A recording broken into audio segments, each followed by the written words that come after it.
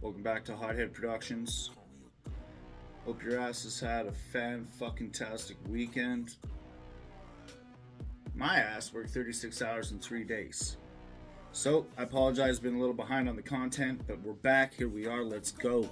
The Nick Diaz and Masvidal press conference went down a few days ago. I'm a little late to the party on this. I've actually already recorded this motherfucker and edited half of it, but we're gonna re-record it because it was just not sufficient of quality. So, hope you guys have had a good weekend. That fucking press conference popped off like a motherfucker. Surprisingly, Masvidal's coach was leading the way for his team. I believe he was kind of protecting Masvidal a bit because we cannot forget that Masvidal did just get charged with felony assault. Straight up charged.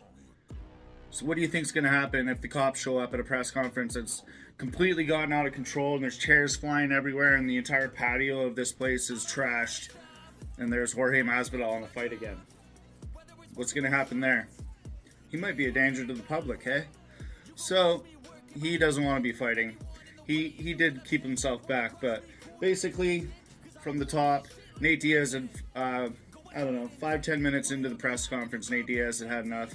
In typical Nate Diaz fashion, he said, "I'm tired of looking at your fucking ass." He said, "I'm tired of looking at your fucking ass." Grab with yourself, motherfucker.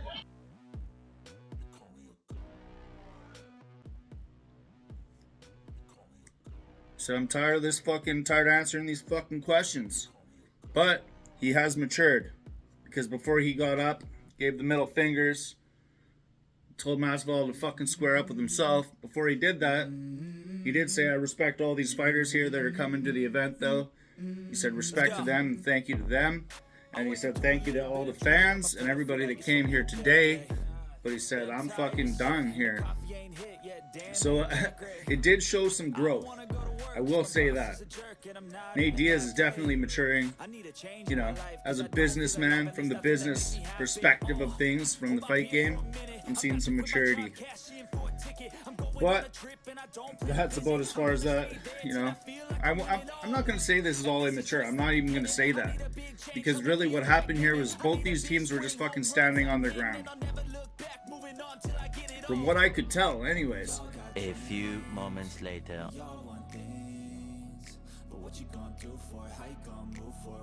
If anything, I would say that Masvidal's coach, the OG, was pushing forward more than anything.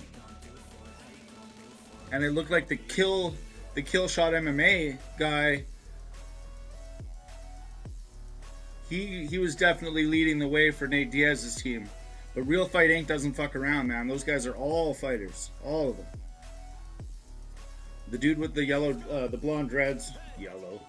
He's from Killshot MMA. He's a legit fighter. I've seen some clips from him. He does not fuck around. Anybody that's rolling with both these teams. Masvidal is from the streets as well.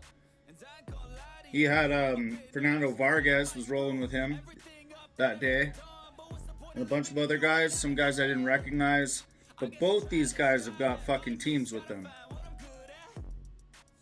So, this is my shit. I love this shit. If you guys know the channel, if you know me, you know that I'm all about this shit. I'm about everything except the fucking fights.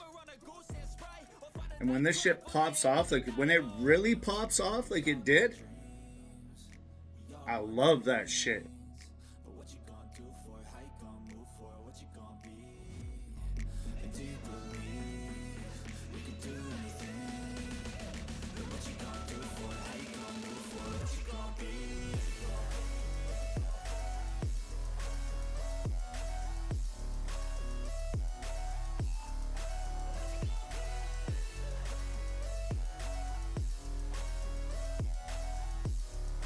Remember the Conor McGregor era? We used to get super excited just when they'd almost fight, Oh, that was crazy. Oh, they almost got into it before the fight. These motherfuckers the other day got into it, man. So it started with, I think, Either Masvidal or the Killshot MMA guy had their hands out. The other one hit the hand down, and then the guy from I should have looked up his name, but anyhow, the fucking Real Fight Inc. guy, he took a swing at Masvidal. Masvidal kind of stepped back a bit.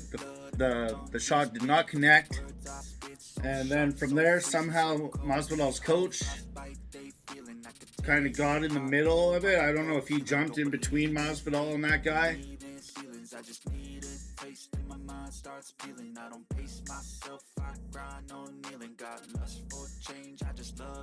It protects Masvidal legally and physically.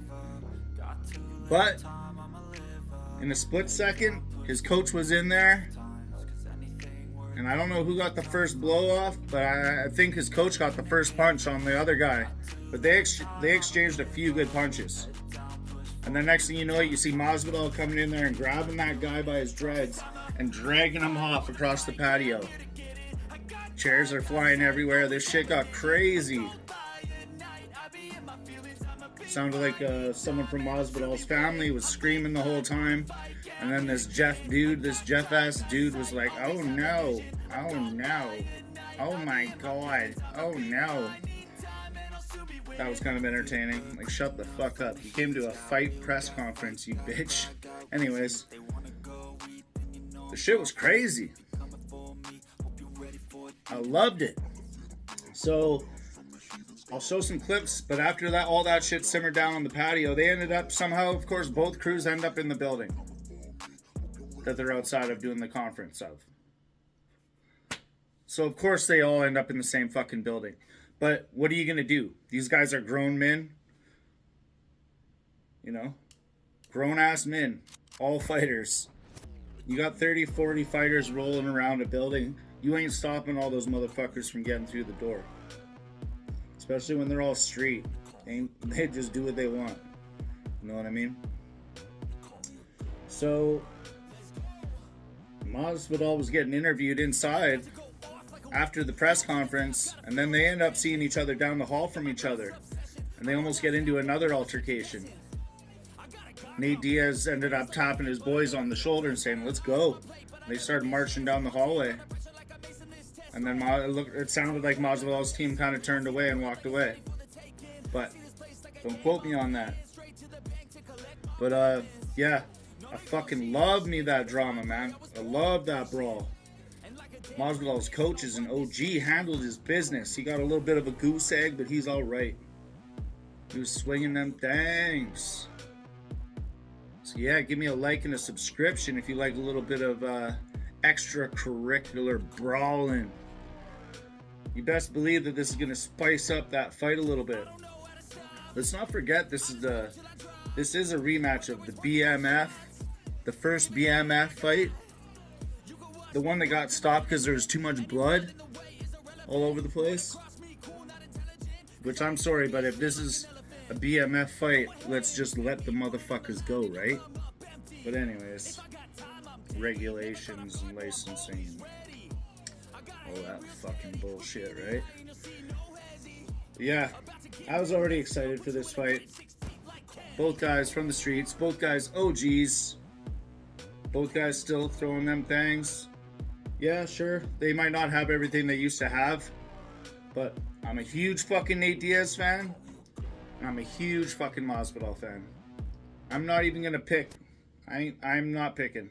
Not at this moment anyhow. I love me both them guys. I just want to watch that fight.